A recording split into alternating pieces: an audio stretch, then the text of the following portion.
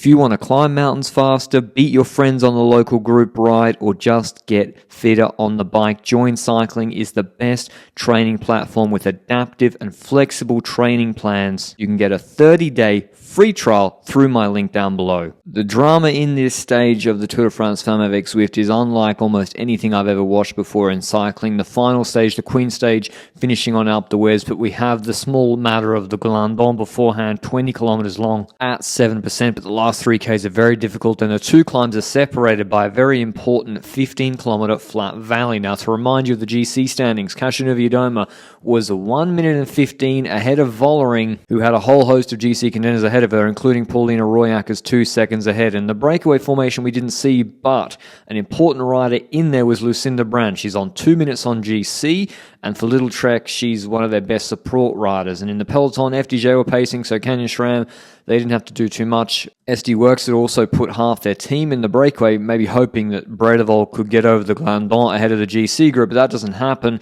Cavallard attacks just as Bredevold and Blanca Vash are caught. 6.7 Ks to go on the Glandon. It's about to get harder. It's about to be higher altitude. Cavallard very strong for Arkea Samsic. It's her 20th race day ever in the pro peloton. And Neve Fisher-Black starts to shred. She's the last mountain domestique for Demi Vollering. She drops good riders like Juliette Lebeau. Brand is caught. So just as a reminder, she was in the breakaway. Lucinda Brand is caught, but she started at Glandon with an advantage. That will help her get over the top of this climb, at least closer to the big GC guns. And that's what happens. Vollering kicks off, 54 Ks to go, and drops Kasia Niewiadoma, the yellow jersey. Paulina Royakkers, the Dutch climber on Phoenix to Koenig, glides to a wheel, but for Niewiadoma, she's getting dropped by Riolini. She's having to wait for basically Gigante to pull her up the end of the Glandon. She was suffering, not able to pull or chase herself, and this looked like Demi Vollering was riding away with it, although was she? She flicks the elbow, gets the chicken wing out to Royakkers. And suddenly, Royakkers is chirping her and talking back to her with a K to go.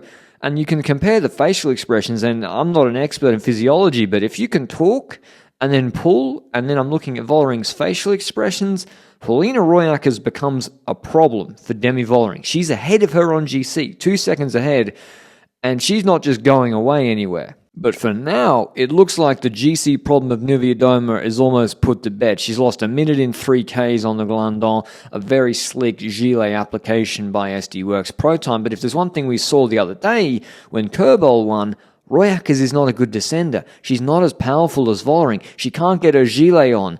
And in fact, Vollering on this descent, which has rest periods or uphills in it, waits for her whilst Lucinda Brand returns to the group to pull for Riolini, and that benefits Niewiadoma. I think the biggest mistake from Vollering this stage, and this is not how she normally descends. She's an elite descent, Demi Vollering. She's done a recon of this stage. She does not descend on the hoods in an unaerodynamic position like this. She was waiting for Royakkers on this descent with the idea that Royakkers would help her. Now, she wouldn't need to descend like Cedrine Kerbal, who was absolutely flying, but Vollering would have gapped Royakkers and put 25-30 seconds on her like she did to Cavallard. She would have kept a gap, or maybe even taken 20 seconds on the GC group. It goes down to 53 seconds with all the waiting she's done, and then it extends on the hill to 130. And then when she waits again, it goes down again in the valley to Royakkers. So this is her waiting. Vollering maybe thought she had an agreement. Maybe she just thought Royakkers, if she kept her with her, would pull because Royakkers could move into the podium on GC. But then when she flicks the elbow, Royakkers is somewhat curious. She goes, okay, yeah, I'll take a pull. And then she stops herself. Look, she's about to take a pull. And then she stops herself. And then she says something back to Vollering. And then Vollering goes crazy. She says, the afdaling is gedaan. The descent is finished. And Royakkers is saying, wait, or the descent isn't finished yet. And there's a little bit left of it to go. But now Vollering has the problem. She is got an uncooperative Royakkers who's ahead of her on GC, but has less to lose than Vollering, who is the favourite for the race.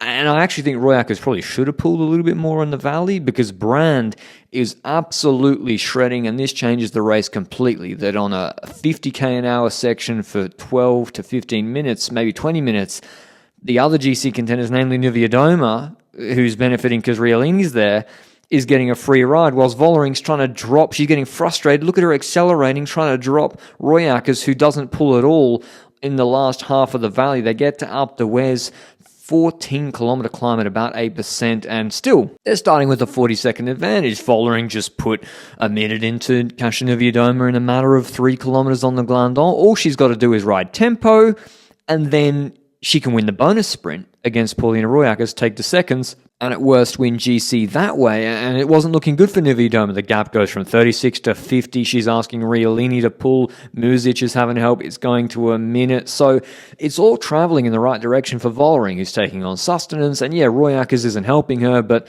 Niewiadoma's shedding time. It's 1:10, and in fact, Vollering with the bonus seconds goes into the virtual GC lead as Royakkers starts to offer her a pull on the steeper section. But you never know what can happen in cycling. And with 5Ks to go, Niewiadoma embraces her Pantani in the drops. She says she saw 5Ks to go and just let it all out. And Vollering starts to look suspect. She's not gaining time. In fact, she's losing it. It goes below 50 seconds. Niewiadoma suddenly got a 25-30 second GC buffer to play with, but is she cracking?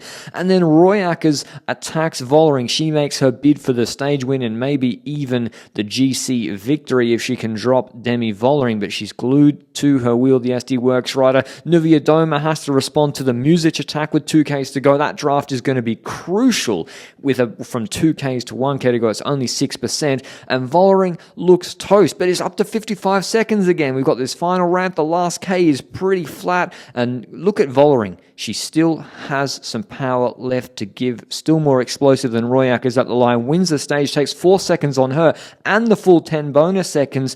Niewiadoma, we're doing the count back. She's got to keep within 105 if she doesn't take the bonies, and Muzic takes it from her. Niewiadoma keeps the gap to only 101. She doesn't know at this point, neither does Vollering, what the GC result is, and word filters down that Niewiadoma has won GC by 4 seconds. She hadn't won a World Tour race before Flèche Wallonne this year in about 4 years, and now she upsets the huge favourite and takes the Tour de France Femmes avec Zwift title out. But Vollering wins the stage ahead of Royakkers, Muzic, Niewiadoma, then Riolini, Kobold, Cavallari, Gigante, Fisher Black, Brand. Huge gaps, of course. Yet, as I said, on the descent, all of a sudden I got my power. It's so weird how sometimes it happens that like you crack, but then you just need a moment of relaxation and you get your power back. So I just like ate everything I had in my pocket, drank a lot of fluids, and then I was like, okay, I'm ready to go again. But that was one of the craziest final stages I've ever watched of any stage race, let alone a Grand Tour, let alone the Tour de France, with 3 riders that could have won GC still in the last 600 meters up for grabs. I don't think I'll ever forget it. Hats off to Canyon SRAM and Niewiadoma. I'll see you with the Vuelta recap tomorrow. Ciao.